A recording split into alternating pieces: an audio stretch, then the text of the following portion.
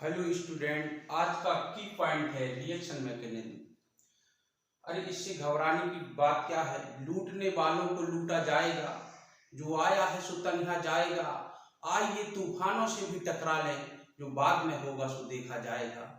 हिम्मत हार के बैठ जाना ये तुम्हारा दस्तूर नहीं, और मंजिल तुमसे दूर सही पर तुम मंजिल से दूर नहीं। तो देखिए बच्चों, कोई भी टॉपिक कभी कठिन नहीं होता है। आपकी कमेंट्स बार बार आ रहे थे कि रिएक्शन मैकेनिज्म सर हमसे नहीं बनता है, ये टॉपिक बहुत ही कठिन है, ये हमें समझ में ही नहीं आ रहा है। तो किसी भी टॉपिक के पढ़ने का एक सिस्टम होता है। मैं आपको कहने के अनुसार ये वीडियो देता हूँ। इसमें कुछ 5 पॉइंट हैं आपके, ये 5 पॉइंट आप देख लीजिए, समझ लीजिए। कोई भी रिएक्शन ऐसा नहीं है जो आप देख करके ऑर्गेनिक में ना बता सकें और वो आपको समझ में ना आए। आप उसके आगे का स्टेप भी बताएंगे कि इसके बाद ये बनना चाहिए। ठीक है, तो ये 5 स्टेप हैं, इनको देखिए। पहला है आपका इलेक्ट्रोफाइल, यानी कि इलेक्ट्रॉन स्नेही अभिकर्मक। इलेक्ट्रॉन स्नेही अभिकर्मक, अभिकर्मक इसको लुईस एसिड भी कहते हैं। लुईस एसिड, लुईस अम्ल भी है। और दूसरा है आपका न्यूक्लियोफाइल रीजेंट, यानी कि नाभिक स्नेही अभिकर्मक। नाभिक स्नेही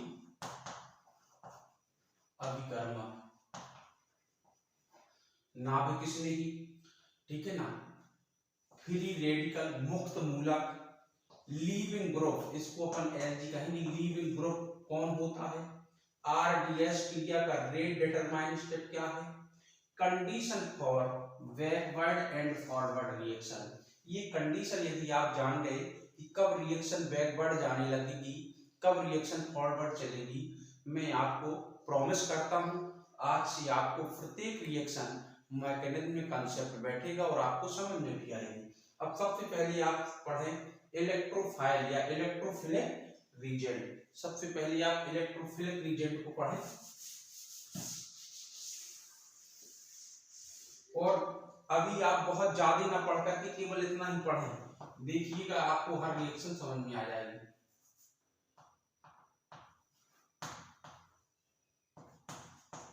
इलेक्ट्रोफिलिक रीजेंट क्या है? इलेक्ट्रोफिलिक रीजेंट, इसकी डेफिनेशन देखिए।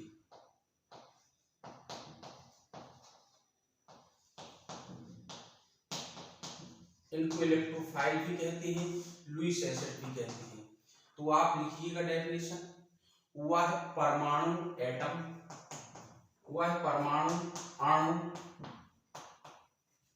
और आयन, चाहे वो एटम हो, चाहे परमाणु हो, चाहे आयन हो, वह परमाणु अणु आयन जिसमें उपस्थित सेंट्रल एटम को अपना आउटर मोस्ट शेल कंप्लीट करने के लिए मात्र 2 इलेक्ट्रॉन की जरूरत होती है, या फिर उसके सेंट्रल एटम के पास वैकेंट ऑर्बिटल्स होता है, इलेक्ट्रोफाइल कहलाते हैं। जैसे देखिए, जैसे न्यूट्रल में देखिए, न्यूट्रल, क्या न्यूट्रल में कोई इलेक्ट्रोफाइल होता है? हाँ होता है। देखिए ElCl3, तो Al के बाह्यतम कोश में कितने इलेक्ट्रॉन होते हैं? 3 इलेक्ट्रॉन होते हैं, ठीक है ना, 1 2 3। ठीक, अब प्रत्येक Cl के साथ जी शेयरिंग करता है, ऐसे Cl Cl Cl। तो देखो इसके पास फिर कितने इलेक्ट्रॉन हो जाते हैं? ऐसे मिलाकर के इसके पास 6 इलेक्ट्रॉन हो जाते हैं।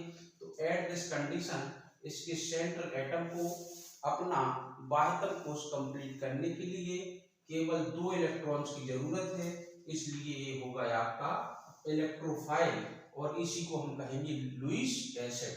ये लुईस एसिड भी है और इलेक्ट्रोफाइल भी है। BF3, BH3, ये सब क्या है? इलेक्ट्रोफाइल है। तो ये न्यूट्रल में जनरली आपको FeCl3, ZnCl2, ये न्यूट्रल में इतने, केवल और केवल इतने न्यूट्रल में याद करना है। और आयंस में देखिए आप, आयंस में देखो H+, जहां भी H+ होगा वो इलेक्ट्रोफाइल है, और R+ का मतलब है एल्काइल, जैसे CH3+ है, CH3 सिंगल बॉन्ड CH2+ है, कहीं भी कार्ब कैटाइन बनेगा तो वो क्या है, इलेक्ट्रोफाइल की तरह कार्य करेगा।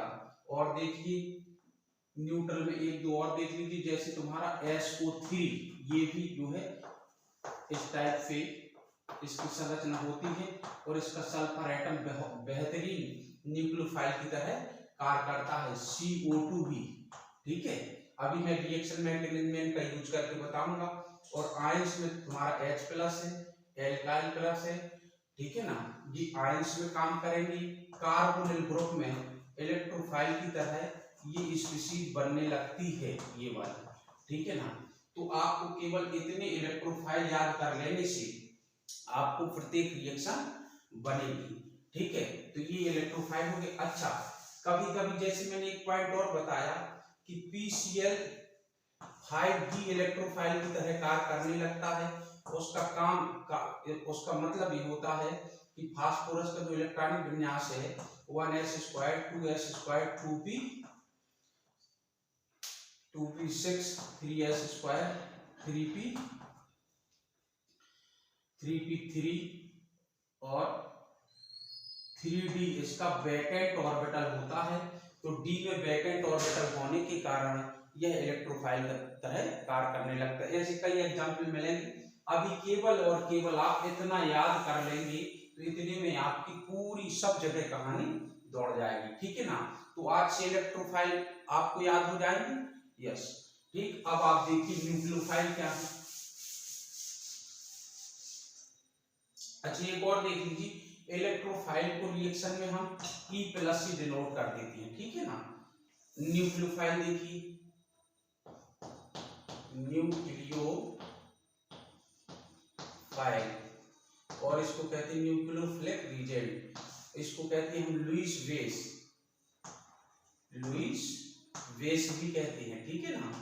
अच्छा, इसकी डेफिनेशन है, वह परमाणु, अणु अथवा आयन जिसे के सेंट्रल एटम का ऑक्टेट कंप्लीट होता है और उसके पास 1 और मोर लोन पेयर इलेक्ट्रॉन्स होते हैं, न्यूक्लियोफाइल कहलाते हैं। जैसे आप देखें न्यूट्रल में, देखें सबसे पहले न्यूट्रल में देखें, न्यूट्रल में आपका NH3, देखो इसका ऑक्टेट कंप्लीट है, ये लोन पेयर इलेक्ट्रॉन है, तो ये न्यूक्लियोफाइल होगा। PCl3 भी न्यूक्लियोफाइल बन जाएगा आपका, ठीक है, ये दोनों की तरह कार्य करता है, ठीक है। R3N ये न्यूक्लियोफाइल बन जाएगा। H2O न्यूक्लियोफाइल बन जाता है। क्यों बन रहा है न्यूक्लियोफाइल? देखिए सेंट्रल एटम इसका कंप्लीट है और 2 अथवा 2 से ज्यादा लोन पेयर इलेक्ट्रॉन्स हैं। क्या आपका CCl4 भी कुछ बन जाएगा? CCl4 ना तो न्यूक्लियोफाइल बनेगा ना इलेक्ट्रोफाइल बनेगा, क्योंकि इसका सेंट्रल एटम कार्बन का ऑक्टेट तो कंप्लीट है, लेकिन इसके पास कोई भी लोन पेयर इलेक्ट्रॉन नहीं है, सो ये न्यूक्लियोफाइल की तरह कार्य नहीं कर सकता है। और इसके पास वैकेंट d ऑर्बिटल्स भी नहीं है, इसलिए यह इलेक्ट्रोफाइल की तरह भी कार्य नहीं कर सकता है, ठीक है। तो ये न्यूक्लियोफाइल ये होगा H single bond O single bond R OH, ये अल्कोहल भी न्यूक्लियोफाइल हो गया, ठीक है। और आपका H single bond N single bond H single bond R, amines भी न्यूक्लियोफाइल हो जाएंगी, ठीक है। अच्छा, और न्यूक्लियोफाइल क्या है न्यूट्रल में? न्यूट्रल में न्यूक्लियोफाइल आपको ध्यान रखना है कि डबल बॉन्डेड यानी एल्कीन, ट्रिपल बॉन्डेड यानी कि एल्काइन, बेंजीन रिंग का प्रत्येक डबल बॉन्ड ये भी न्यूक्लियोफाइल की तरह कार्य करता है, क्योंकि यहाँ पर इलेक्ट्रॉन डेंसिटी ज्यादा होती है इसलिए यह न्यूक्लियोफाइल की तरह कार्य करता है। ये आपको याद कर लेना है। ठीक, इसके अलावा आपको बहुत ज्यादा न्यूक्लियोफाइल कहीं नहीं मिलना है, बहुत ज्यादा इलेक्ट्रोफाइल कहीं नहीं मिलना है। और देखिएगा आपको रिएक्शन सब समझ में आएंगे। ठीक है, अच्छा, और न्यूक्लियोफाइल क्या है जी, पॉइंट में रख नोट के रूप में, प्रत्येक माइनस आयन न्यूक्लियोफाइल की तरह ही कार्य करता है। न्यूक्लियोफाइल को एन माइनस व्यक्त करते हैं, न्यूक्लियोफाइल की तरह ही कार्य करता है। अच्छा, जैसे देखिए किसी पर भी ऋण आवेश हो, जैसे Cl माइनस है, Br माइनस है, I माइनस है, ठीक है ना, और तुम्हारा Cl माइनस है, OH माइनस है, किसी पर भी माइनस आवेश है तो वो न्यूक्लियोफाइल की तरह ही कार्य करेगा तुम्हारा।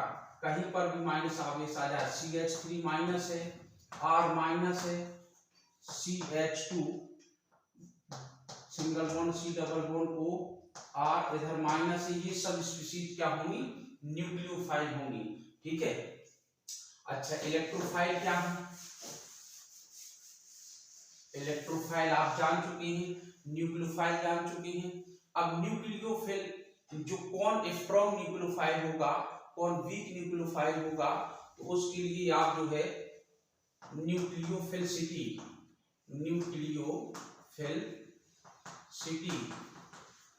is directly proportional to the size of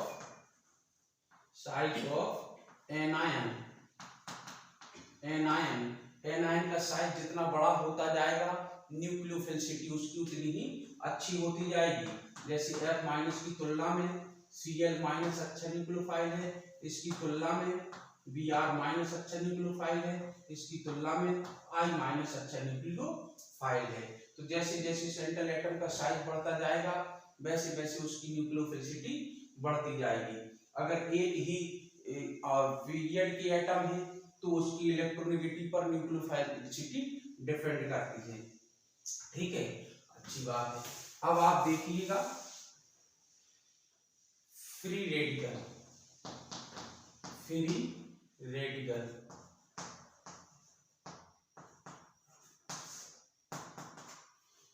homolytic bond fission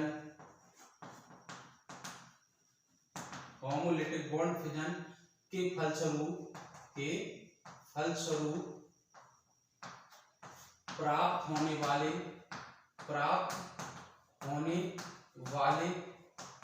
radical को फ्री रेडिकल कहते हैं। क्या कहते हैं, फ्री रेडिकल कहते हैं। इसके पास अपना बाह्यतम कोश कंप्लीट करने के लिए मात्र एक इलेक्ट्रॉन की जरूरत होती है, इस पर कोई आवेश नहीं होता है। ठीक है ना, ये बातें बहुत डिटेल से तब पढ़ेंगे कक्षा 11 में आपने पढ़ी होंगी फ्री रेडिकल कार्पेटाइड। बट इधर मुझे केवल आपको ये सिखाना है कि रिएक्शन मैकेनिज्म पकड़ें कैसे।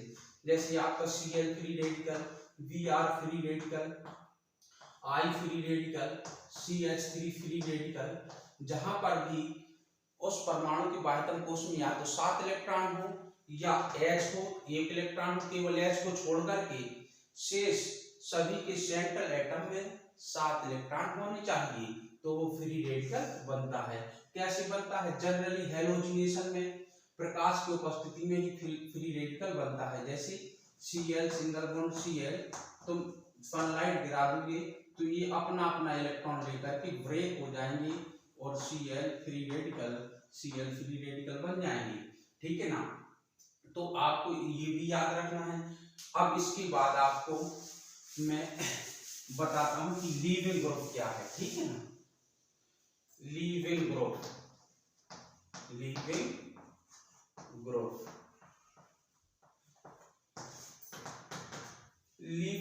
एक मनचला व्यक्ति की तरह होता है। जैसे आज इधर दोस्ती है लेकिन कल दूसरी जगह अच्छी चीज मिलने लगी तो 1 मिनट में दोस्ती टूटी, दूसरी जगह जुड़ने के लिए तैयार हो जाएगा। परसों तीसरी जगह अच्छी चीज मिलने लगी तो वहां जुड़ने के लिए तैयार हो जाएगा। तो यह जी एक मनचला टाइप का ग्रुप होता है। और कौन होता है, देखिए जैसे ये R से कोई X जुड़ा, ठीक है, R से X जुड़ा, अब आपके पास कोई न्यूक्लियोफाइल आया, न्यूक्लियोफाइल आया, अगर ये अच्छी बॉन्डिंग इधर बना सकता है तो ये लीव हो जाएगा, यानी कि छोड़ के जाने वाला ग्रुप, ठीक है ना, यानी कि जिसको कह सकते हैं जो बेवफाई करने वाला ग्रुप होता है। अभी कितना बढ़ के जुड़ा है, लेकिन अब जैसे ही इसको इसने अच्छा मिल रहा है, इसने अच्छा का मतलब अगर तगड़ी बॉन्डिंग बन रही है इसकी तो ये छोड़ के चला जाएगा, वो अगर ऐसा नहीं हो रहा है तो नहीं जाता है, ठीक है ना। तो ये तुम्हारा ठहरा लीविंग ग्रुप। अच्छा, लीविंग ग्रुप जब भी सब्स्टिट्यूशन रिएक्शन चलेगी, जहां भी प्रतिस्थापन क्रिया चलेगी, वहां एक ग्रुप लीविंग ग्रुप होता है, और कौन लीविंग ग्रुप होता है, जो आधार की कार्बन से जुड़ा होता है, ये कहलाती बेस कार्बन, बेस कार्बन। इस कार्बन से जो भी ग्रुप जुड़ा होगा वो बेस कार्बन कहलाएगा। जैसे ये है तुम्हारा CH3, single bond CH3, single bond CH3, single bond, अब इधर जुड़ा होगा H, ये है तुम्हारा leaving group, Lg, leaving group की तरह कार्य कर रहा है। अच्छा, अब इसको स्टेबिलिटी अच्छी मिलना है, तो जैसे ही OH आएगा तो ये OH आने के पहले ही छोड़ के चला जाएगा, ठीक है ना। लेकिन यदि यह 1 डिग्री होता ऐसे, तो ये लीविंग इधर जो है कार्ब कैटायन की स्टेबिलिटी कमजोर है, तो जब तक ये न्यूक्लियोफाइल जुड़ने ना लगेगा तब तक नहीं ये छोड़ेगा। तो ये कंडीशन डिपेंड करेगी, लेकिन हम जाने तो लीविंग ग्रुप है क्या, तो लीविंग ग्रुप बेस कार्बन से जुड़ा होता है और वो सब्स्टिट्यूट रिएक्शन में उस कार्बन को छोड़कर जाने वाला ग्रुप होता है। अच्छा, हमें कैसे पता चले कौन अच्छा लीविंग ग्रुप है और कौन घटिया लीविंग ग्रुप है, तो केवल और केवल आप एक ही पॉइंट याद रखना, weak base, weak base, weak base is good leaving group, good leaving group. अब आप बेस नहीं जानते, क्षार नहीं जानते, कौन दुर्बल क्षार है कौन प्रबल अम्ल है, तो फिर आपको क्षार और अम्ल जानना पड़ेगा, अदरवाइज ये बहुत अच्छा है, जो जितना वीक बेस होता है उतना अच्छा लीविंग ग्रुप होता है। जैसे मैं कुछ पॉइंट बता दूं, सबसे OH सबसे घटिया लीविंग ग्रुप है, इससे बढ़िया होता है F, इससे बढ़िया होता है तुम्हारा Cl, Cl से बढ़िया होता है Br, Br से बढ़िया होता है I माइनस, I माइनस से बढ़िया होता है तुम्हारा OR माइनस, ठीक है ना। तो ये लीविंग ग्रुप की good leaving group, good Lg का बढ़ता क्रम है, अर्थात कहीं पर OH जुड़ा होगा, ठीक है ना, इससे कमजोर होता है H, ठीक है ना, इससे कमजोर होता है कार्बन कंटेंट, तो ये कभी लीव होकर के नहीं जाएगा। अगर केवल और केवल इतना याद कर लिया, देखना आपको मस्त मजा आ जाएगा, हर रिएक्शन की मैकेनिज्म आपको पता चलेगी, जितनी भी सब्स्टिट्यूशन रिएक्शन होगी। तो ये अगर जुड़े हैं तो इनकी लीविंग पावर ये है, ये मतलब कभी भी कोई भी अटैकिंग न्यूक्लियोफाइल आएगा तो ये जुड़ा है तो ये बहुत जल्दी निकलेगा, ये जुड़ा है तो और जल्दी निकलेगा, ये पकड़ते रह जाता है, वो निकलने नहीं चाहता, ये तो कभी निकलते नहीं है, रेयर कंडीशन में निकलता है। तो ये आपको याद रखना है, सीक्वेंस, इतना सीक्वेंस याद रखते हैं ना, मस्त मजा आ जाएगा आपको, SN1 SN2 हर रिएक्शन में मजा आएगा इनकी रोल। और ये IIT नीट में इससे बहुत क्वेश्चन पूछे जाते हैं SN1 और SN2 रिएक्शन में, ठीक है। तो क्या आप इतना याद कर पाओगे, मैं आपसे इतनी उम्मीद रखता हूँ याद रखेंगे आप। ये लीविंग ग्रुप हो गया। अच्छा, अब बात आती है आपकी, बात आती है कंडीशन फॉर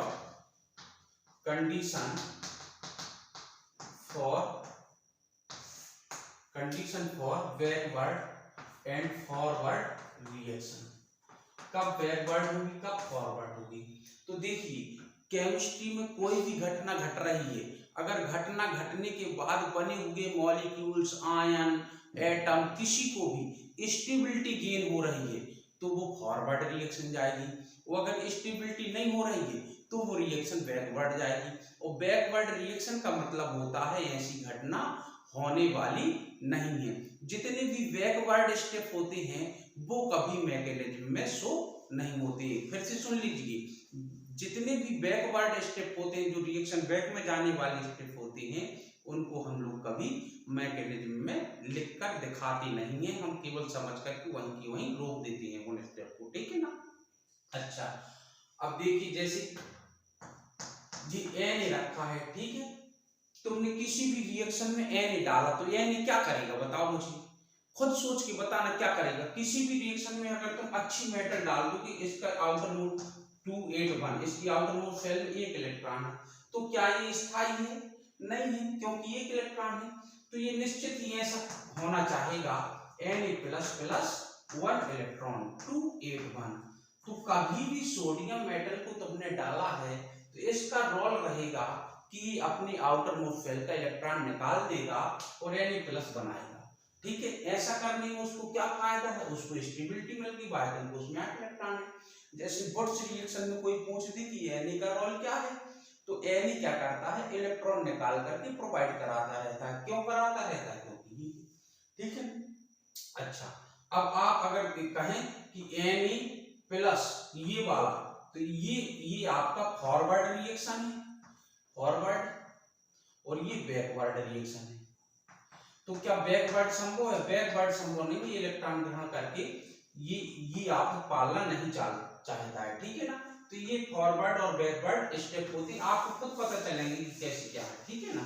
अच्छा, अब देखिए कहीं भी किसी भी रिएक्शन में आप देखेंगे, जैसे ये है जी OH- और जी सपोज दैट Na+ है, तो ये क्या करेंगे बताओ, आयन मॉलिक्यूल्स की तुलना में अनस्टेबल होती हैं, तो ये निश्चित ही दोनों एक दूसरे से क्रिया करके NaOH बनाएंगे और ऐसा करने पर इनको स्टेबिलिटी मिल जाती है, ठीक है ना।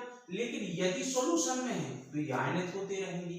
तो ऐसे आपको तमाम स्टेप पता चलेंगे कि कहाँ क्या है और अपने आप पता चलेगा स्टेबिलिटी के बारे में। तो ये कब कंडीशन कैसी हो सकती है आपको पता करना है।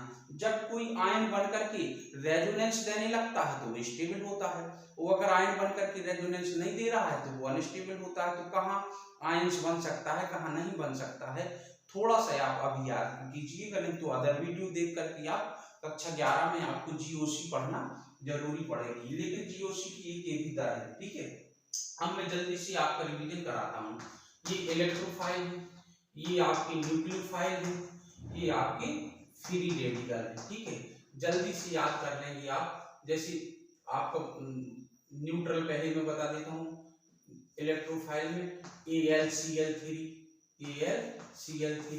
ZnCl2, FeCl3, BH3, B2H6, ये सब जो है न्यूट्रल में आते हैं। और धन आयन में देखें, धन आयन के रूप में Cl+ हो गया, Br+ हो गया, I+ हो गया, H+ हो गया, R+ हो गया, और इधर में SO3 भी जोड़ दूं, CO2 भी जोड़ दूं। ये R+ में देखो जैसे CH3+ होगा, CH3, ये सब कैटायन, जितने भी प्लस आएंगे ये सब कैटायन आपके क्या होंगे, इलेक्ट्रोफाइल होंगे, ठीक है ना। तो ये जल्दी से इतना अपन को इलेक्ट्रोफाइल में मैं रिवाइज करा देता हूँ।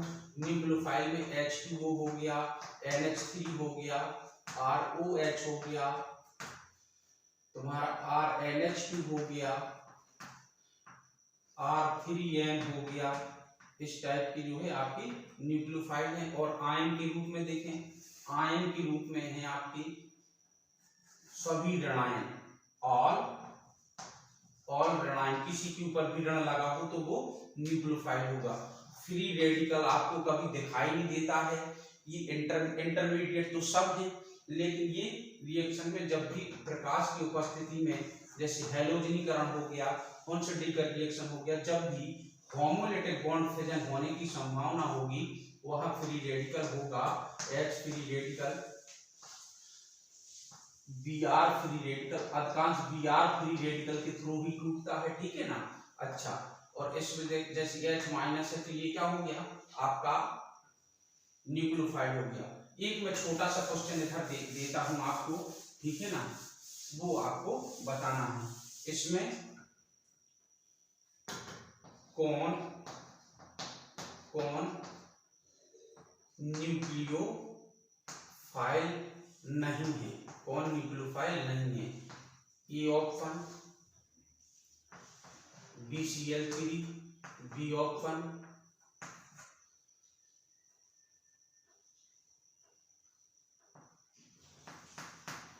NH3, सी ऑप्शन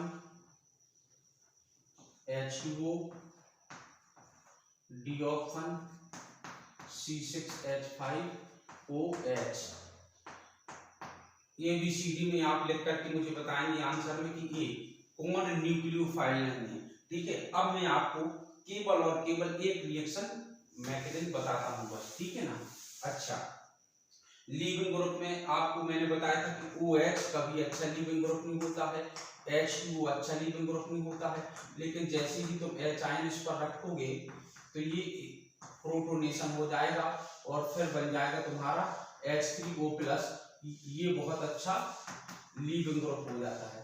अब रिएक्शन देखें कहां से प्रारंभ होगी और कहां से चलेगी, कब स्टेबिलिटी होगी। केवल बस दो पॉइंट देखेंगे, एक में मैं दिखाऊंगा कब होगी, दूसरे में दिखाऊंगा कैसे होगी। देखो, पहला पॉइंट है न्यूक्लियोफाइल प्लस न्यूक्लियोफाइल, ये बहुत मेजर पॉइंट है, इसको बहुत अच्छे से याद करना है। Nucleophile plus nucleophile is not no reaction, no reaction, कभी भी रिएक्शन नहीं होती। कौन न्यूक्लियोफाइल है ये आप समझ जाएंगे, ठीक है ना। दूसरा पॉइंट है इलेक्ट्रोफाइल प्लस इलेक्ट्रोफाइल, कभी भी रिएक्शन नहीं होगी, नो रिएक्शन। और जो नो रिएक्शन होती है वही तो बैकवर्ड रिएक्शन है, ठीक है ना। ये फर्स्ट, ये सेकंड और तीसरा पॉइंट देखें, एक इलेक्ट्रोफाइल के सामने कभी भी न्यूक्लियोफाइल आएगा तो वो रिएक्शन फिजिबल है, रिएक्शन होगी बट प्रोडक्ट न्यू बनना चाहिए, कोई नया प्रोडक्ट बनना चाहिए। नया प्रोडक्ट का मतलब जो रिएक्शन में भाग नहीं ले रहे थे उनके अलावा कोई भी नया प्रोडक्ट बन रहा है तो रिएक्शन में एक इलेक्ट्रोफाइल और एक न्यूक्लियोफाइल सदैव रिएक्शन करता है। चौथा स्टेप, एक फ्री रेडिकल के पास, फ्री रेडिकल को मैं FR लिखूं प्लस FR, एक फ्री रेडिकल के पास दूसरा फ्री रेडिकल कभी भी आएगा रिएक्शन होगी, ठीक है ना। और रिएक्शन होगी लेकिन बनने वाला नया प्रोडक्ट होना चाहिए, दूसरा जो प्रोडक्ट बन रहा है ऐसा होना चाहिए जो रिएक्टेंट में भाग नहीं ले रहा था। तो दोस्तों ये चार बिंदु अगर आपने याद कर लिए तो रिएक्शन, प्रत्येक रिएक्शन मैकेनिज्म जो पहाड़ सा लग रही थी वो आपकी बनेगी। तो क्या आप याद कर पाएंगे?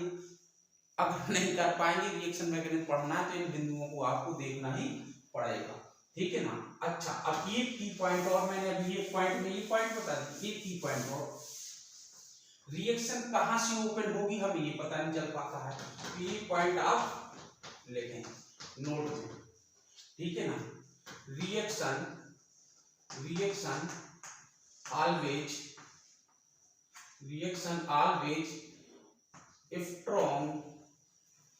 strong acid base और आयनिक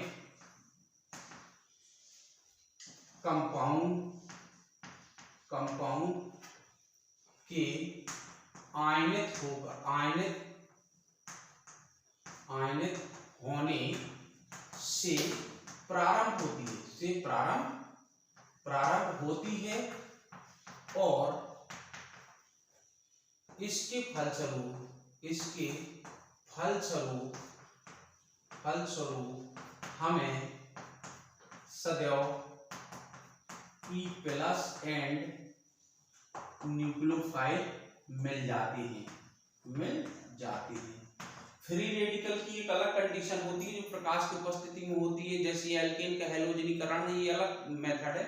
लेकिन जो न्यूक्लियोफाइल इलेक्ट्रोफाइल रिएक्शन होगी वो सदैव ऐसे प्रारंभ होती है। ठीक है, देखिएगा जैसे मैं बताता हूँ रिएक्शन कैसे बनेगी। अच्छा, एक छोटा सा एग्जाम्पल लेते हैं, CH2 double bond CH2 plus HBr after reaction. अब हमें नहीं पता कि इसमें क्या बनना है, ठीक है ना, लेकिन आप तुरंत चेक कीजिए क्या ये न्यूक्लियोफाइल है। Double bonded species alkene, alkyne, benzene ring, कहीं भी डबल बॉन्ड और ट्रिपल बॉन्ड है, लोन पेयर है, तो वो इलेक्ट्रोफाइल की तरह कार्य करता है। ये क्या है, स्ट्रॉन्ग एसिड है, यस स्ट्रॉन्ग एसिड है। तो देखो ये strong acid, strong base, strong ionic compound direct attack नहीं करती कभी। ये तो बेहतरीन जो है मटेरियल है न्यूक्लियोफाइल एवं इलेक्ट्रोफाइल को प्रोड्यूस करने की। तो ये सबसे पहले क्या करेंगे, देखो ये एक ही कंटेनर में पूरा भरा है, तो ये सबसे पहले इस कंटेनर में क्या करेंगे, ये जो है H plus plus Br minus को शो कर देंगे, इसको इसमें बदल देंगे, ठीक है ना। अब तुम खुद बताओ, ये न्यूक्लियोफाइल है और ये निश्चित ये भी न्यूक्लियोफाइल है। अगर आपने 10 मिनट पहले पढ़ा है तो आप ये जान पाएंगे न्यूक्लियोफाइल ये क्या है, इलेक्ट्रोफाइल। अब मुझे बताओ क्या ये एक दूसरे के पास जाएंगे, नहीं जाएंगे, ये एक दूसरे के पास नहीं, यही तो बताया है न्यूक्लियोफाइल न्यूक्लियोफाइल से क्रिया नहीं करता है। तो क्या ये इसके पास जाएगा, हाँ बिल्कुल जाएगा। और जाने के बाद क्या होगा, ये बॉन्ड ब्रेक होगा, ये बॉन्ड ब्रेक होगा। तो एक जगह H लग जाएगा, एक जगह धन आवेशित कार्बन उत्पन्न होगा। धन आवेशित कार्बन वहीं उत्पन्न होगा जहां पर वो मोर स्टेबल होगा। तो ये धर तो कहीं भी उत्पन्न कर देगा, अपन को कोई दिक्कत है ही नहीं है। तो देखिए आगे चल के क्या बन गया, CH2 plus single bond CH2 और ये हो गया H, ये स्पीशीज बन गई, इसको हम कहेंगे इंटरमीडिएट स्पीशीज। इंटरमीडिएट, कोई भी रिएक्शन बगैर इंटरमीडिएट की नहीं हो पाएगी। तो ये इंटरमीडिएट और क्या है, कार्बोकैटायन, कार्बोकैटायन। अब ये कार्बोकैटायन हो चाहे कुछ भी हो, लेकिन है तो इलेक्ट्रोफाइल, बोलो यस और है तो इलेक्ट्रोफाइल, बोलो है कि नहीं है, हाँ है। अब ये इलेक्ट्रोफाइल है और ये न्यूक्लियोफाइल है, तो ये मिलेंगे कि नहीं मिलेंगे, क्योंकि नया प्रोडक्ट बन रहा है। तो ये न्यूक्लियोफाइल जाकर के इधर अटैक कर देगा। जैसे ही अटैक होगा तो CH2 सिंगल बॉन्ड CH2 ये H और ये अटैक कर दिया न्यूक्लियोफाइल ने, कौन है, Br। तो देखो ये रिएक्शन होगी कि नहीं होगी, और ये चीज बन चुकी, ठीक, एथिल ब्रोमाइड बन गया। तो क्या एल्कीन एथिलीन की क्रिया HBr से करा दे तो एथिल ब्रोमाइड बनता कि नहीं बनता, हाँ बिल्कुल बनता है। तो ये बन गया। ये कौन सी रिएक्शन है, एडिशनल रिएक्शन है, क्योंकि इसका ऐड होगा। इसी प्रकार से आप कोई भी रिएक्शन आप करेंगे तो वो निश्चित ही बनेगी, ठीक है ना। अब देखिए अगली रिएक्शन देखें, ये है तुम्हारा CH3 single bond CH double bond CH2। तुमने फिर से HBr बेटा रिएक्शन कराया, ठीक है। हमें बिल्कुल पता नहीं है कि आगे क्या बनेगा, ना ये सोचोगी तुम, तो ये जानो क्या ये न्यूक्लियोफाइल है कि नहीं है, बोलो यस और नो, हाँ है। ये एक स्ट्रॉन्ग एसिड है कि नहीं है, मैं एक बार फिर लिख देता हूँ, स्ट्रॉन्ग एसिड जैसे HBr, HCl, HI, HNO3, H2SO4। मैं तुम्हें बोल देता हूँ पूरी केमिस्ट्री की रिएक्शन मैकेनिज्म में इतने ही स्ट्रॉन्ग एसिड मिलना है। इन 5 के अलावा अगर कहीं आ जाए तो आप कमेंट्स करके बता देना। केवल 5 स्ट्रॉन्ग एसिड ही तुम्हें पूरी केमिस्ट्री में काम करेंगे, ठीक है ना। तो ये स्ट्रॉन्ग एसिड क्या करते हैं, स्ट्रॉन्ग एसिड सबसे पहले टूटेंगे और H ion plus Br minus इनमें बना दिया। अभी पूरा एक ही कंटेनर में है कि नहीं है, बिल्कुल है। तो अब ये बताओ ये न्यूक्लियोफाइल की तरह कार्य कर रहा है, हमें बिल्कुल पता नहीं है कि आगे क्या बनेगा। हम बिल्कुल नहीं ऐसे याद करेंगे यदि प्रोपेलेन की क्रिया HBr से कराई जाए तो फिर प्रोपेल ब्रोमाइड बनता है या मार्गोनिक क्या होता है, हमें कोई रूल पता नहीं। केवल हमें तो इतना पता कि ये चीज बन चुकी है हमारी, ये तुम्हारा इलेक्ट्रोफाइल है। अब तुम खुद देखो एक ही कंटेनर में न्यूक्लियोफाइल प्रतिकर्षित होंगे, दूर दूर भागेंगे, नहीं भैया हम नहीं चाहते हैं बिल्कुल जुड़ना, लेकिन क्या ये जुड़ेगा, हाँ ये जुड़ेगा। कैसे जुड़ेगा, देखो ये पाई इलेक्ट्रॉन ब्रेक होगा ऐसे। अब देखो मैं 2 कंडीशन बता सकता हूँ, CH3 single bond CH single bond CH2, ठीक है। अब ब्रेक होकर के एक जगह H जोड़ना है और एक जगह कैटायन बनना है। तो अगर तुमने इधर H जोड़ दिया तो धनायन इधर बनेगा। अब ये धनायन बहुत कम स्टेबल होता है, 1 डिग्री पर लगा है, ठीक है ना। तो ये वाला तुम्हारा गलत है। तो तुम्हें क्या करना चाहिए, तुम्हें ये करना चाहिए कि CH3 single bond CH single bond CH2, इधर H जोड़ेंगे इधर धनायन बनाएंगे। क्यों? क्योंकि केमिस्ट्री उस घटना को पसंद करती है जिसमें स्टेबिलिटी मिले। तो धनायन इधर भी बना, धनायन इधर बना। लेकिन यह 2 डिग्री पर है तो हाइपर कंजुगेशन के कारण यह बहुत स्टेबल है कंपेरेटिव देन दिस। तो ये वाला धनायन केमिस्ट्री पसंद करेगी। तो ये धनायन बन चुका। अच्छा, जब ये धनायन बन चुका तो यही स्टेप तुम्हारा RDS स्टेप है। अभी मैं तो धीरे से बताऊंगा, नहीं तो आप लोग बोर हो जाओगे। तो ये कंप्लीट हो गया। अब जैसे ही धनायन बना तो ये है तो इलेक्ट्रोफाइल। अब यही तो पढ़ाया था, कार्बन पर जब भी धनावेश आ जाए तो वो है इलेक्ट्रोफाइल। ये धनायन भी तुम्हारा इसी कंटेनर में है। तो अब ये इलेक्ट्रोफाइल है और इधर से न्यूक्लियोफाइल, तो क्या ये इधर अटैक नहीं करेगा? बिल्कुल करेगा। तो अब आगे वाले स्टेप में हमारा बन जाएगा CH3 single bond CH single bond CH2 single bond H और सिंगल बॉन्ड Br। अच्छा, तो ये परिणामी प्रोडक्ट बन गया। यही तो मार्कोनिकॉफ का रूल है। उन्होंने बताया था कि अवक्रमकता अधिक ऋणात्मकता वाला भाग उस कार्बन से जुड़ेगा जिसमें हाइड्रोजन की संख्या कम हो, तो वो आकर के जुड़ गया। बट हमने मार्कोनिकॉफ को कहीं यूज किया क्या? बिल्कुल कतई यूज नहीं किया। हमें तो रूल रेगुलेशन पता थे, तो इसलिए हमें रिएक्शन मैकेनिज्म के थ्रू परिणामी प्रोडक्ट बन गया। तो आई होप आप इसको पकड़ेंगे और इसके नेक्स्ट वीडियो में मैं आपकी मैकेनिज्म के बारे में और डिटेल में बताऊंगा इसको। अगर ये आपको समझ में आया तो आप कमेंट्स करके बताइएगा। थैंक यू, धन्यवाद, जय हिंद।